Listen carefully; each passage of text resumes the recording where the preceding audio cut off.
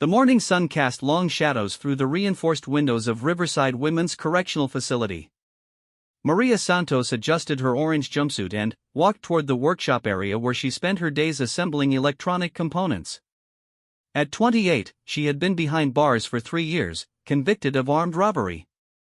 Her dark hair was pulled back in a practical ponytail, and her brown eyes held a sharpness that the guards had learned to watch carefully.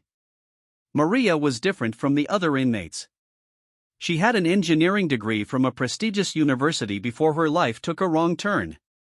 Financial desperation after losing her job and facing her mother's mounting medical bills had driven her to make choices she never thought possible. The robbery had gone wrong, and now she found herself serving a 10-year sentence. The workshop supervisor, Officer Jenkins, was a middle-aged man who took pride in running a tight ship. He counted the inmates as they filed in for their morning shift. 23 women worked in the electronics assembly area, creating simple circuit boards for a local manufacturer. The work was tedious, but it kept the inmates busy and provided a small income. Maria had been studying the facility's layout and routine for months. She noticed patterns in the guard rotations, weaknesses in the security protocols, and opportunities that others missed. Her cellmate, Linda, often joked that Maria could probably build a rocket ship from the spare parts lying around the workshop. "You're too smart for this place," Linda would say during their evening conversations. Linda was serving time for check fraud and had become Maria's closest friend inside. She was due for release in 6 months and often talked about her plans to start fresh. The workshop was located in the east wing of the facility, separated from the main cell blocks by 2 sets of locked doors and a central corridor monitored by security cameras. The building itself was older, constructed in the 1970s with some modern security upgrades added over the years. However, budget constraints meant that not every system was state-of-the-art. Maria had discovered that the emergency exit in the workshop led to a loading dock area that was only lightly monitored during certain hours. The dock was used for deliveries and waste removal, with trucks coming and going throughout the week. She had observed that Tuesday mornings were particularly busy, with multiple vendors arriving between 10 a.m. and noon. During her time in the workshop, Maria had carefully collected small electronic components, tools, and materials. She hid them in various locations around her cell and work area, always being careful not to take anything that would be immediately missed. Over several months, she had assembled what she needed for her plan. The most challenging part of her scheme involved the electronic locks on the doors. The facility used a card reader system that required both a magnetic keycard and a numerical code. Maria had watched the guards enter the codes hundreds of times, memorizing the sequences through careful observation. She had also noticed that some of the older guards were less careful about shielding the keypad when entering their codes. Officer Thompson was one such guard. He was nearing retirement and had become somewhat careless in his routines. Maria had observed him entering the same 6-digit code at least a dozen times. She had also managed to catch glimpses of other codes used by different guards at various access points throughout the facility. The keycards were more challenging, but Maria had developed a plan for that as well. She had noticed that during busy periods, guards sometimes left their cards on counters or desks while handling other tasks. It would only take seconds to create a copy using materials she had gathered from the workshop. On a Tuesday morning in late October, Maria put her plan into motion. She had spent the previous evening preparing everything she needed. Her heart raced as she entered the workshop for what she hoped would be her last day as an inmate at Riverside. The morning routine proceeded normally. Officer Jenkins conducted his usual headcount, and the inmates began their work assignments. Maria took her position at her workstation and began assembling circuit boards, but her mind was focused entirely on the plan she was about to execute. At 10:15 a.m., the first delivery truck arrived at the loading dock. Maria could hear the sounds of activity through the workshop walls. She had timed this moment perfectly, knowing that the guards would be distracted by the increased activity and the need to supervise the delivery process. Maria excused herself to use the restroom, a routine request that Officer Jenkins approved without question. Instead of heading to the designated restroom area, she slipped into a storage closet near the emergency exit. From her hiding place, she could observe the corridor and monitor the guard movements. The electronic lock device she had constructed from workshop components was crude but functional. She had tested the basic circuitry in her cell using small batteries and components, but this would be her first real-world application. The device was designed to interfere with the lock's magnetic field and potentially cause it to reset or malfunction. At 10:30 a.m., during the height of the delivery activity, Maria made her move. She approached the first secured door and attached her device to the lock mechanism. The small LED she had incorporated into the design began blinking, indicating that the device was attempting to disrupt the lock's operation. For several tense minutes, nothing happened. Maria began to worry that her calculations had been wrong or that the facility's security systems were more sophisticated than she had realized. Just as she was about to abort the attempt, she heard a soft click from the lock mechanism. The first door opened. Maria quickly disconnected her device and moved to the second secured door. This lock appeared newer and more sophisticated, but she applied the same technique. This time, the process worked more quickly, and the second door opened within 2 minutes. She found herself in the central corridor, closer to freedom than she had been in 3 years. The loading dock area was visible at the end of the hallway, and she could see workers moving equipment and supplies. The key now was to time her movement with the activity and confusion at the dock. Maria observed the pattern of movement for several minutes, noting when workers entered and exited the building. She identified a window of opportunity when a large delivery truck would provide cover for her approach to the loading area. At exactly 10:45 a.m., she began walking confidently down the corridor toward the loading dock. Her orange jumpsuit would be visible to anyone who looked carefully, but she was counting on the busy environment and the workers' focus on their tasks to provide the distraction she needed. As she approached the loading area, a supervisor called out to one of the workers about a discrepancy in the delivery manifest. The worker walked toward the supervisor, leaving the truck's rear loading area temporarily unattended. Maria seized the opportunity and quickly climbed into the back of the truck. The cargo area contained stacks of boxes and equipment, providing several places where she could hide. She found a spot behind a large piece of machinery and settled in to wait. The truck's engine was already running, and she could hear the driver and workers discussing the completion of the delivery. Her heart pounded as she realized that the most critical part of her plan was about to unfold. At 11:05 a.m., exactly 50 minutes after she had first approached the secured doors, the truck began to move. Maria felt the vehicle backing away from the loading dock and then pulling forward toward the facility's main gate. Through a small gap in the truck's cargo area, she could see the guard station at the facility's exit. The guards routinely checked delivery vehicles leaving the facility, but their inspections were usually limited to verifying paperwork and conducting a quick visual scan of the cargo area. The truck slowed as it approached the checkpoint. Maria pressed herself as far back into her hiding spot as possible, controlling her breathing and remaining perfectly still. She could hear voices outside as the driver presented his paperwork to the guards. One of the guards walked around the truck, conducting the standard visual inspection. Maria heard footsteps approaching the rear of the vehicle and saw a flashlight beam sweep across the cargo area. The beam passed close to her hiding spot but did not illuminate her position directly. After what felt like an eternity but was probably less than 2 minutes, the guard completed his inspection and waved the truck through. Maria felt the vehicle accelerate as it passed through the gate and onto the public road beyond the facility. She had done it.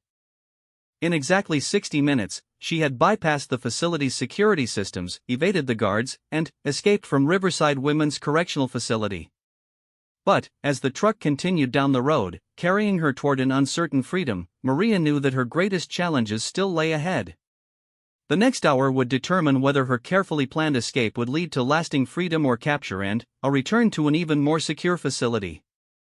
The truck rumbled along the highway, and Maria began to plan her next moves. She had studied maps of the area extensively and knew that the delivery route would take the truck through several small towns before reaching the regional distribution center where the driver would unload his cargo. Her plan was to exit the truck at the first opportunity in a populated area where she could blend into crowds and begin the next phase of her escape. She had memorized the locations of bus stations, train terminals, and other transportation hubs that could help her put distance between herself and the facility. As the truck slowed for a traffic light in the first town outside the prison, Maria prepared to make her next move. The next 60 minutes would be just as critical as the first hour of her escape, and she knew that every decision she made from this point forward would determine her ultimate fate. The truck rolled to a stop at the red traffic light in downtown Millfield, a small town 12 miles from Riverside Correctional Facility. Maria could see through the cargo area that they were at a busy intersection with shops, restaurants, and a small shopping center nearby. This was her moment. As the truck waited for the light to change, Maria carefully made her way to the rear opening. The driver was focused on the road ahead, and the cargo area provided enough cover for her to position herself near the truck's rear doors. When the light turned green and the truck began to accelerate slowly, she slipped out and dropped to the pavement. The maneuver was risky, but Maria had practiced similar movements during her time in the facility's gymnasium. She rolled as she hit the ground, absorbing the impact and quickly moving behind a parked car. The truck continued down the street, its driver unaware that his passenger had departed. Maria found herself crouched behind a blue sedan in the parking lot of a small diner called Murphy's Family Restaurant. She took a moment to assess her situation and surroundings. Her orange jumpsuit made her extremely visible, and she needed to address that problem immediately. The diner's parking lot was moderately busy with the lunch crowd beginning to arrive. Maria noticed a woman about her size getting out of a car near the restaurant's entrance. The woman was carrying a gym bag and wearing casual clothes that would be perfect for Maria's needs. Maria approached the woman with a desperate but controlled demeanor. "Excuse me," she said, "I know this is going to sound crazy, but I'm in a really dangerous situation. My ex-boyfriend has been stalking me, and I just escaped from a bad situation. Could you please help me?" The woman, whose name was Sarah Mitchell, looked at Maria with concern and confusion. Sarah was a local teacher heading to the gym after having lunch with friends. She could see the distress in Maria's eyes and the strange orange clothing she was wearing. "I need to change clothes immediately," Maria continued. "He's looking for me, and if he finds me dressed like this, I don't know what he'll do. Please, I can pay you back later, but right now I just need help." Sarah hesitated, unsure about the situation but genuinely concerned about this woman's apparent distress. "Are you okay? Do you need me to call the police?" "No police," Maria said quickly.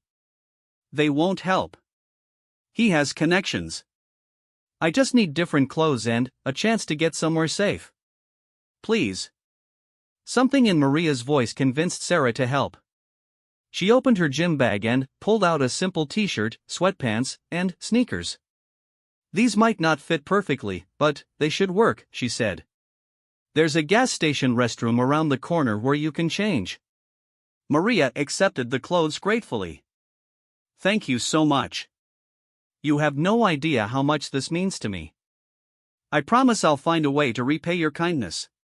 She hurried to the gas station restroom and quickly changed out of the prison jumpsuit. The civilian clothes were slightly loose but serviceable.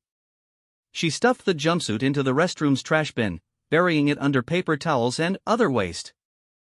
Looking at herself in the restroom mirror, Maria realized she needed to do something about her appearance. Her hair was still in the practical ponytail style common among inmates. She let her hair down and used water from the sink to wash her face and hands, removing the institutional soap smell that might give her away. When she emerged from the restroom, she looked like any other woman in casual clothes. The transformation was remarkable, and she felt her confidence growing as she realized how effective the simple clothing change had been. Maria walked back toward the main street, staying alert for any signs of law enforcement activity. She knew that by now, her absence would have been discovered during the routine afternoon headcount at the facility. The alarm would be raised, and search procedures would be initiated. She needed to put as much distance as possible between herself and the facility before the search effort could be organized effectively. Her knowledge of police procedures told her that she had perhaps 2 to 3 hours before roadblocks and area searches would be fully operational. The town had a small bus station near the center of the downtown area. Maria had memorized the bus schedules during her planning phase, and she knew that a Greyhound bus heading to Chicago departed at 2:30 p.m. If she could board that bus, it would take her to a major city where she could disappear among the population. She walked casually toward the bus station, stopping at a small convenience store to purchase a baseball cap and sunglasses with cash she had saved from her prison work assignments. The disguise was simple but effective, further changing her appearance from the institutional look she had carried for 3 years. At the bus station, Maria purchased a one-way ticket to Chicago using the name Jennifer Walsh, a false identity she had developed during her planning. She had memorized the personal details that would support this identity, including a fictional address and employment history. The ticket agent was an elderly man who seemed more interested in his newspaper than in examining passengers closely. He accepted Maria's cash payment and handed her the ticket without asking for identification, a stroke of luck she had hoped for but couldn't have guaranteed. With 30 minutes until the bus departure, Maria found a seat in the waiting area and tried to remain calm. She picked up a discarded magazine and pretended to read while actually monitoring the other passengers and watching for any signs of law enforcement activity. At 2:15 p.m., she heard sirens in the distance. Her heart rate increased as she realized that the search for her was intensifying. She forced herself to remain calm and continue reading her magazine, but her senses were heightened to every sound and movement around her. The bus arrived on schedule, and Maria joined the line of passengers boarding the vehicle. As she climbed the steps and handed her ticket to the driver, she felt a surge of relief. Each mile the bus traveled would take her further from the facility and closer to the anonymity of a major city. She chose a seat near the middle of the bus, avoiding both the front where she might be more visible to the driver and the back where she might appear to be hiding. She settled in for the 3-hour journey to Chicago, finally, allowing herself to believe that her escape plan was working. During the bus ride, Maria had time to reflect on what she had accomplished and what lay ahead. The first phase of her escape had been successful beyond her expectations. She had overcome the facility's security systems, evaded the guards, and successfully transitioned from prisoner to fugitive. But she knew that her freedom was still fragile and temporary. Every law enforcement agency in the region would soon be looking for her. Her photograph would be distributed to police departments, bus stations, train terminals, and airports. The net was already closing, even as she traveled toward Chicago. Maria had planned for this phase as well. She had studied techniques used by successful fugitives and had developed strategies for avoiding capture during the critical first few days after an escape. The key was to avoid patterns that law enforcement could predict and to make decisions that would confuse rather than clarify her intentions. Chicago offered several advantages for someone in her situation.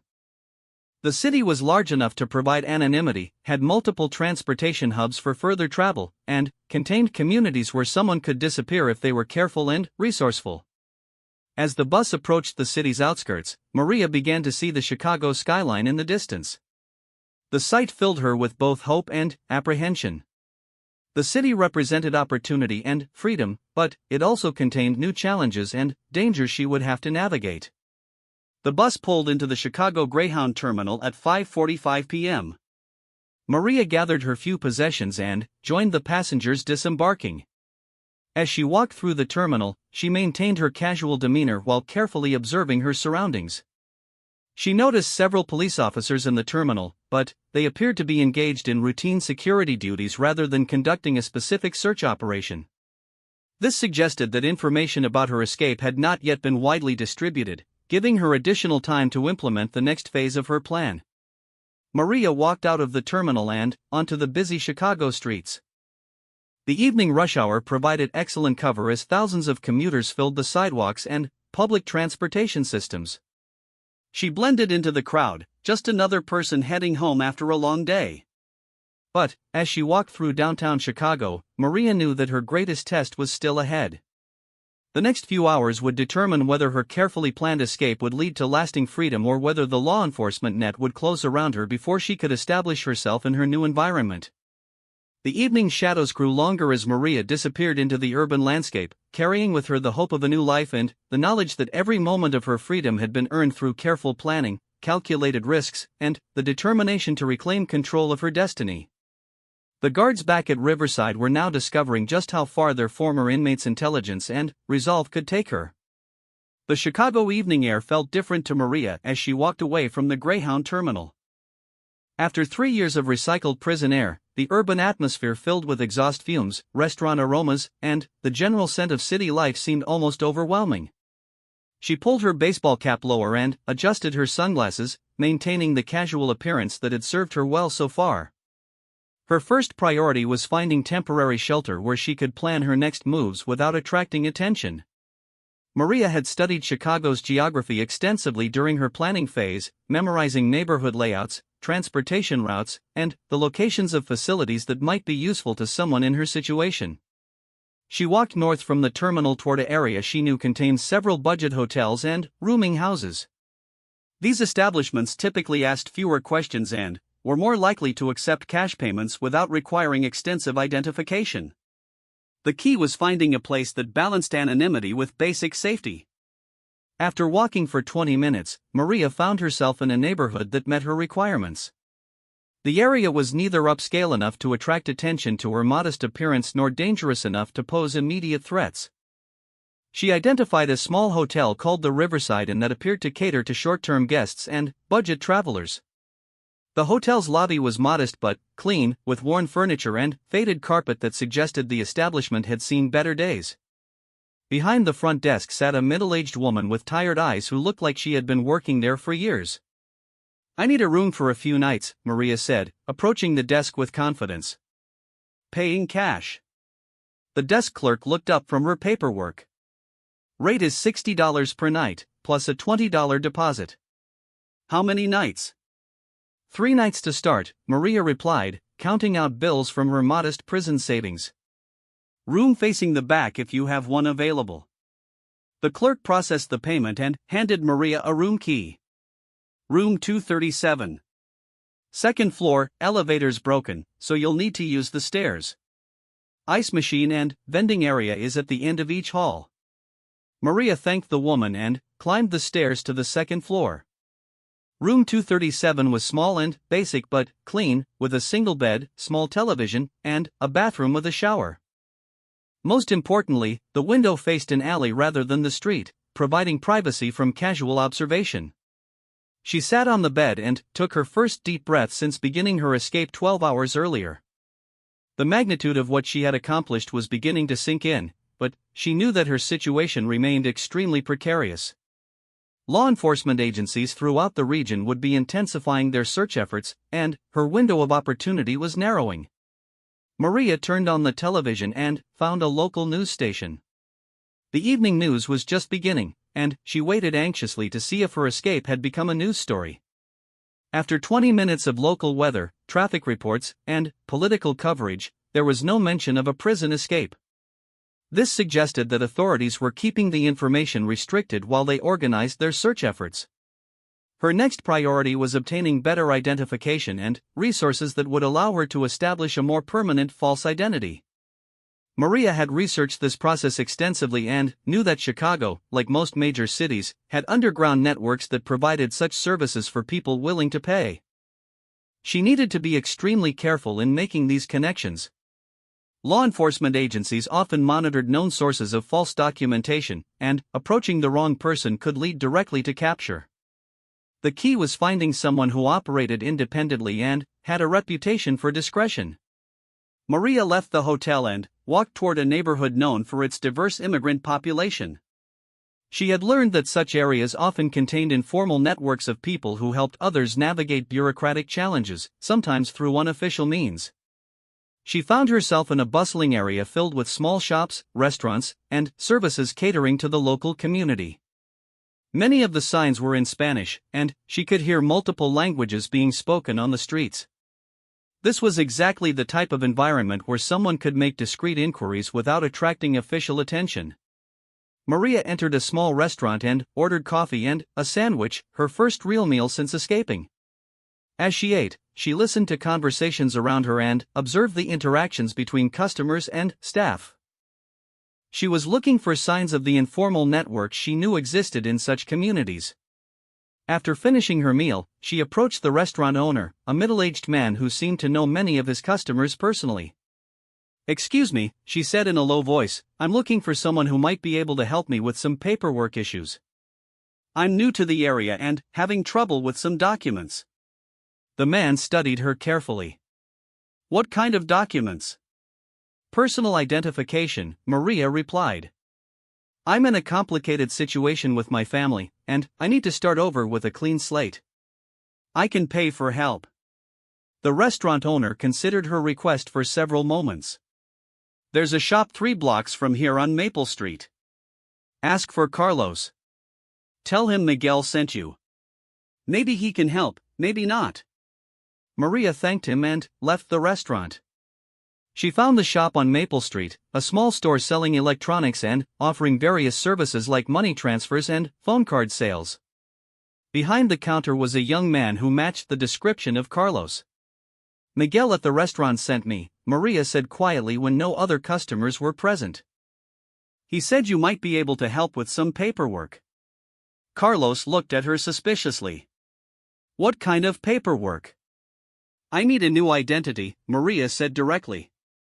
"Complete documentation. I can pay $2,000 cash." The amount got Carlos's attention. "That's serious business. Why do you need this?" Maria had prepared a story for this moment. "I'm running from an abusive situation. My ex-husband has connections with law enforcement, and I can't get help through normal channels. I need to disappear completely." Carlos studied her for several minutes, apparently weighing the risks and benefits of helping her. "Come back tomorrow at closing time. 8 o'clock. We'll talk more then. Maria agreed and left the shop. She spent the remainder of the evening walking through different neighborhoods, familiarizing herself with the city layout and identifying resources that might be useful in the days ahead. She also purchased a prepaid cell phone and some additional clothing at thrift stores, paying cash for everything. When she returned to her hotel room, Maria allowed herself to feel cautiously optimistic about her progress. In less than 24 hours, she had successfully escaped from prison, traveled to a major city, established temporary shelter, and made contact with someone who might be able to provide the documentation she needed for a new identity. But, as she lay in bed that night, she remained acutely aware of the dangers still facing her. Every police officer in the region had her photograph and description. Every public place she entered carried the risk of recognition and capture. Her freedom remained fragile and dependent on continued vigilance and careful decision-making. The next morning, Maria woke early and began preparing for her meeting with Carlos. She had withdrawn additional cash from an ATM using her prison-earned savings account, giving her the funds needed for the documentation purchase. She also spent time refining her cover story and preparing for the questions Carlos would likely ask. During the day, she monitored news coverage to see if her escape had become public knowledge. By afternoon, local news stations were beginning to report on the escape from Riverside Correctional Facility, though they were providing limited details about the methods used or the current search efforts. The news report showed her prison photograph and described her as extremely dangerous and potentially armed, characterizations that both amused and concerned her. The dangerous reputation might actually help her cause by making people more likely to avoid contact with her if they suspected her identity. At 8 o'clock that evening, Maria returned to Carlos's shop. The store was closed to regular customers, and Carlos led her to a back room where they could speak privately. "I've thought about your situation," Carlos said. "What you're asking for is expensive and risky. The price is $3,000, not $2,000. And I need to know more about why you need this." Maria had expected the price increase and was prepared for additional questions. "My ex-husband is a police detective. He's been stalking me for months, and the department won't investigate because he's one of their own. I finally got the courage to leave, but I know he'll find me unless I can completely change my identity." The story was plausible and explained why she might need to avoid law enforcement contact. Carlos seemed to accept it, though she could tell he remained somewhat suspicious. "The documentation will include a driver's license, social security card, and birth certificate," Carlos explained. The identity will be clean, with a background that will check out if anyone looks into it. But, once I create this, there's no going back. You'll need to completely abandon your old identity. That's exactly what I want, Maria replied. When can you have it ready? 3 days. Come back Friday evening with the full payment in cash. Maria agreed to the terms and left the shop feeling that another crucial piece of her escape plan was falling into place. In 3 days, she would have the documentation needed to establish herself permanently under a new identity. But, as she walked back to her hotel, she noticed a police car slowly cruising the neighborhood. The officer inside seemed to be paying particular attention to pedestrians, and Maria realized that the search for her was intensifying. The next few days would test whether her new identity could be established before law enforcement closed the net around her current location. The stakes were rising, and Maria knew that the most challenging phase of her escape was just beginning. Friday evening arrived with an unexpected complication. Maria had spent the past 3 days carefully monitoring news coverage and police activity while waiting for her new documentation. What she discovered filled her with both pride and alarm. The story of her escape had captured national attention, not because of violence or dramatic circumstances, but because of the sophisticated methods she had used. News reports were calling it one of the most ingenious prison escapes in recent memory. Security experts were being interviewed about the electronic lock bypass technique, and prison administrators across the country were reviewing their own facilities for similar vulnerabilities. Maria had become something more than an escaped prisoner. She had become a symbol of intelligence triumphing over institutional control. This notoriety was both a blessing and a curse. While it boosted her confidence and validated the months of planning she had invested, it also meant that her case was receiving unprecedented attention from law enforcement. The FBI had joined the search effort, and her photograph was being shown on national television programs. As she walked toward Carlos's shop that evening, Maria noticed increased police presence throughout the neighborhood. Squad cars were parked at regular intervals, and officers were conducting what appeared to be routine patrols but with heightened alertness. She adjusted her baseball cap and kept her head down while maintaining a natural walking pace. The shop was busy with legitimate customers when she arrived, forcing her to wait until closing time. As 8 o'clock approached and the last customers left, Carlos locked the front door and gestured for Maria to follow him to the back room. "Your timing isn't great," Carlos said without preamble. "The whole city is looking for you. Your picture has been on the news every day this week." Maria felt her heart sink. "You know who I am? I figured it out yesterday when they showed your photo during the evening news. The story about the abusive ex-husband was creative, but your real story is much more interesting." Carlos studied her carefully. "The question now is what we do about it. I've already prepared your documentation, but helping an escaped prisoner is a serious federal crime. The price has gone up again." "How much?" Maria asked, though she suspected she already knew the answer. $5,000. "And I want it understood that after tonight, we never met. You never came to my shop, and I never saw you." The increased price would take nearly all of Maria's remaining money, but she had no choice. "I agree to your terms." Carlos produced a manila envelope containing her new identity documents. "Your name is now Rebecca Martinez. You're 29 years old, born in Phoenix, Arizona. The social security number is clean and will pass standard background checks. The driver's license looks perfect and will scan properly if anyone checks it." Maria examined the documents carefully. The quality was excellent, and the photograph on the license looked professionally done.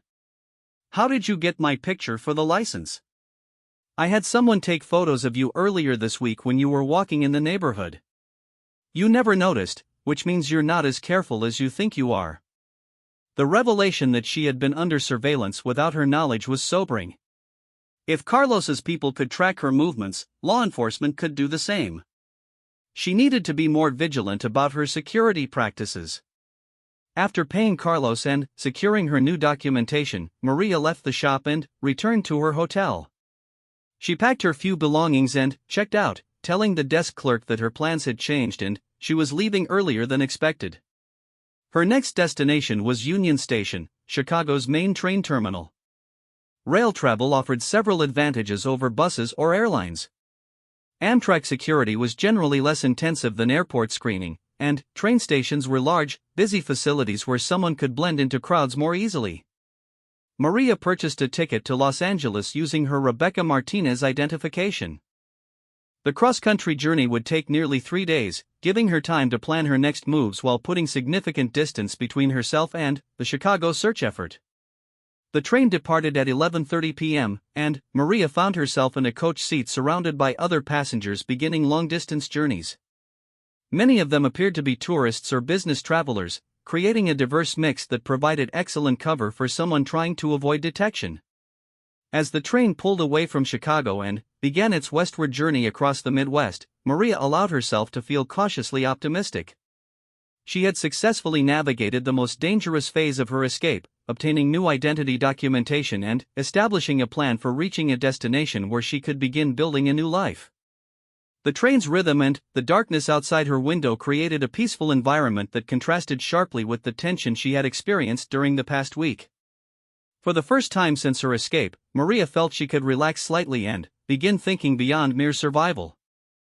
During the long journey across the country, Maria had time to reflect on what she had accomplished and what lay ahead. Her escape had been more successful than she had dared to hope, but she knew that permanent freedom would require careful planning and continued vigilance.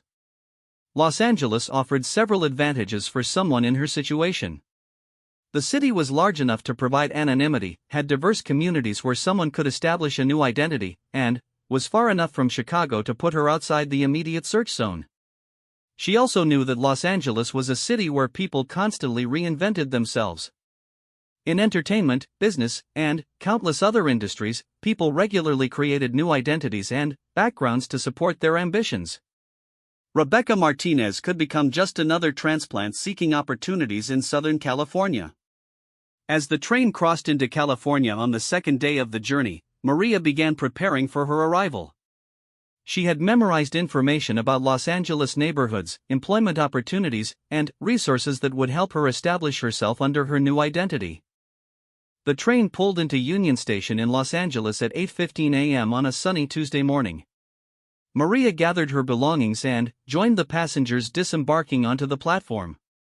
The California sunshine felt warm on her face as she walked through the historic station toward the city streets beyond. Her first priority was finding temporary accommodation while she searched for permanent housing and employment. She took public transportation to Hollywood, an area she knew contained numerous budget hotels and apartments that catered to newcomers to the city. Within a few hours, Maria had rented a small studio apartment in a building that asked few questions and accepted first month's rent plus deposit in cash. The apartment was modest but clean, with basic furnishings and a kitchenette that would allow her to prepare simple meals. That evening, as she sat in her new apartment looking out at the Los Angeles skyline, Maria realized that she had successfully completed one of the most audacious escape attempts in recent prison history. But, more importantly, she had proven to herself that intelligence, careful planning, and determination could overcome even the most secure institutional controls. Her escape had lasted exactly 1 week, from the moment she first approached the workshop doors to her arrival in Los Angeles with a new identity and the foundation for a new life. The guards at Riverside who had once watched her every move were now part of a case study that would be examined by security professionals for years to come. Maria Santos no longer existed. Rebecca Martinez was beginning her life as a free woman in Los Angeles, carrying with her the knowledge that she had successfully challenged a system designed to contain people like her and emerged victorious. 6 months later, Rebecca Martinez was working as a technical consultant for a small electronics company, using her engineering background to help design security systems.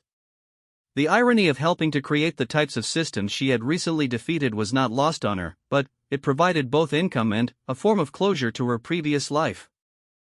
She had successfully disappeared into the sprawling anonymity of Los Angeles, building relationships and establishing herself in her new community.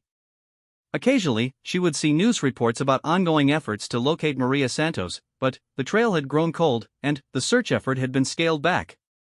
The guards at Riverside Correctional Facility had learned to fear what intelligence and determination could accomplish when properly applied. Maria's escape had exposed vulnerabilities in their systems and procedures that led to comprehensive security upgrades throughout the prison system. But, for Rebecca Martinez, walking along a Santa Monica beach on a Sunday afternoon, the most important outcome was simpler. She had reclaimed control of her life and proven that even the most secure barriers could be overcome by someone willing to think creatively and act decisively. Her escape had lasted exactly as long as it needed to, until she was free.